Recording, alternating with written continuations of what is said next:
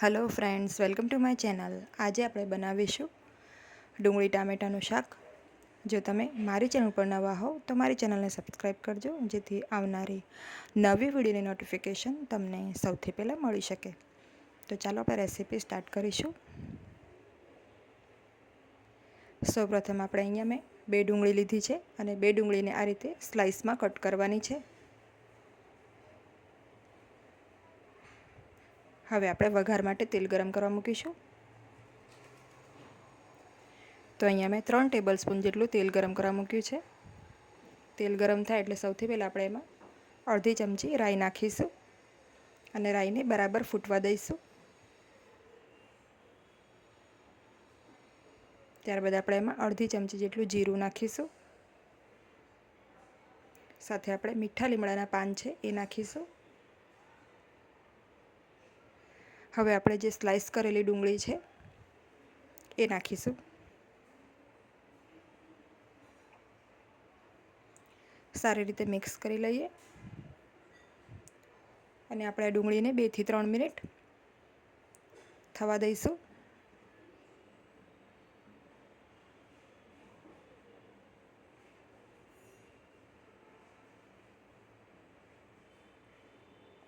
તો ડુંગળીને આપણે 2 થી 3 મિનિટ જ થવા દેવાની છે, જેથી થોડી ડુંગળી બ્રાઉન થઈ જાય। હવે આપણે એમાં લીલા મરચાં છે એ નાખીશું। લીલા મરચાં નાખ્યા બાદ આપણે 1 મિનિટ ડુંગળીને થવા દઈશું। તો લીલા મરચાં ઓપ્શનલ છે, તમે ઈચ્છો તો એને સ્કીપ પણ કરી શકો છો।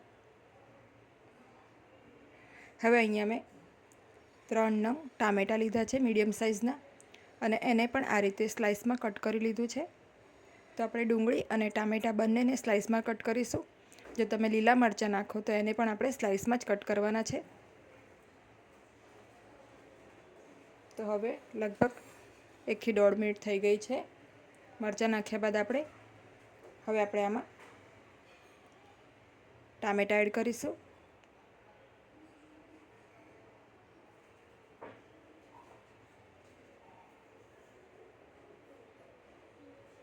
હવે ટામેટાને આપણે સારી રીતે ડુંગળીમાં મિક્સ કરી લઈશું।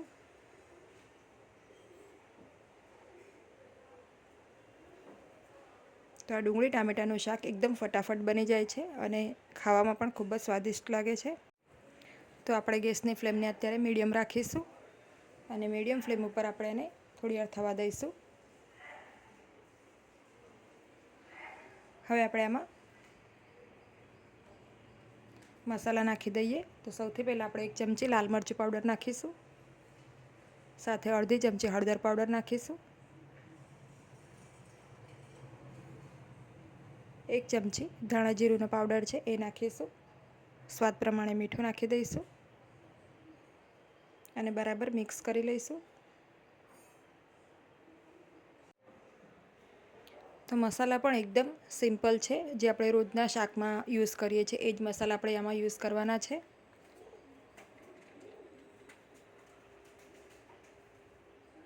હવે આપણે ટામેટાં જે છે આપણા સરસ સોફ્ટ થાય ત્યાં સુધી એને થવા દઈશું। તો ઢાંકણ ઢાંકીને આપણે 5 થી 7 મિનિટ આને લો ફ્લેમ ઉપર થવા દઈશું।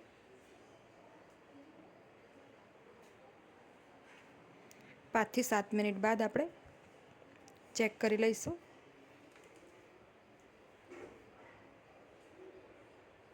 તો આપણા ટામેટાં સરસ કૂક થઈ ગયા છે। એકાદ મિનિટ આને થવા દઈશું।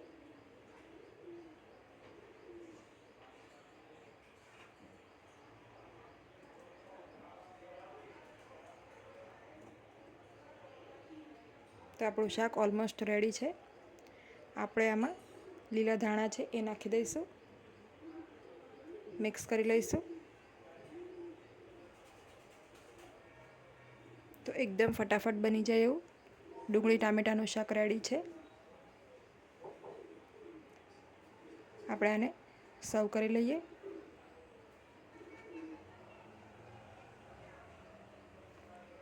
તો રેડી છે એકદમ સરસ ડુંગળી ટામેટાનું શાક, જેને તમે રોટલી, ભાખરી સાથે સર્વ કરી શકો છો. ફુલકા સાથે પણ આ ખૂબ જ સરસ લાગે છે. તો એક વખત આ રેસીપી ચોક્કસ ટ્રાય કરજો. આજની મારી રેસીપી ગમી હોય તો વિડીયોને લાઇક અને શેર કરજો અને મારી ચેનલને સબસ્ક્રાઈબ કરજો. Thanks for watching.